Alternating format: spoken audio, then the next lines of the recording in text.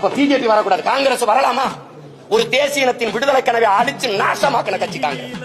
கண்ணு முன்னாடி என் இனத்தை கொன்று வச்ச கட்சி அதிகாரம் காங்கிரஸ். சிங்களனுக்கு கனவில் கூட என்ன வராது தமிழர்களை வென்று விட முடியும்.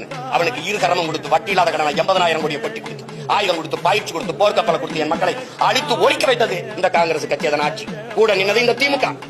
நீங்க பேசிக்கிறீங்க இந்த காங்கிரஸ் இனத்தை கொண்டு வச்ச காங்கிரஸ் வரலாம், அதை எப்படி அனுமதிக்கிறார்? 2 பேருமே வரக்கூடாது. அப்பதான் நீ ஆன்மகன். இந்திய கட்சி எதுக்குன்னு கேட்டு யாரை குட்டி வர என் இனத்தை கண்ணு முன்னாடி கொண்டு குவிச்சிட்டு அதே இனத்துல வாக்கு பெற்று வலிமையான அதிகாரத்துக்கு ஆட்சிக்கு வந்துட முடியும்னா நாங்க மானங்கட்ட கூட்டம் ஆயிட்டோம்னா நீ மஞ்சள் பிடிக்கிற. நீ வேற எப்படி வேற இந்த கன்னடனை கொண்டு அல்லது ஆந்திர தெலுங்கரை கொண்டு மலையாளியை கொண்டு அந்த மாநிலத்தில் ஒரு ஓட்டு வாங்கிட முடியுமா? வாங்கிட முடியுமா சொல்லுங்க.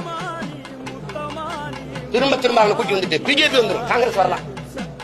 ஏன்னா என் இனத்தை கொண்டு குவிச்சால, என் விடுதலை கனவை போச்சிக்கு நாசமாக்கினால, அதனால வரலாம்.